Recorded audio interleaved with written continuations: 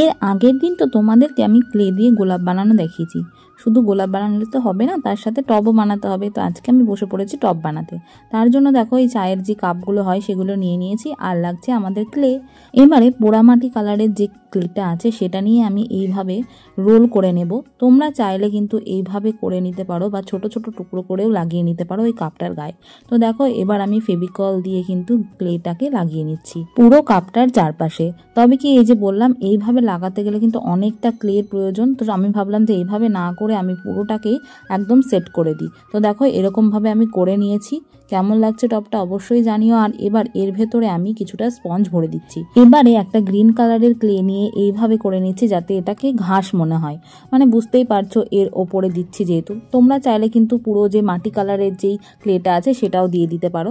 এবারে আমি এই টুলসটা দিয়ে একটুখানি ডিজাইন করে দিলাম। এবার এই গোলাপগুলোকে এর মধ্যে বসিয়ে দিচ্ছি। ব্যাস আমাদের গোলাপের টব রেডি হয়ে গেল। আর এবার যে তোমরা দেখছো এই হোয়াইট কালারের গোলাপগুলো, এর ভিডিও কিন্তু এরপরে আমি নিয়ে আসছি। এটা কিন্তু অন্যরকমভাবে বানিয়েছিলাম, কেমন লাগলো জানিও।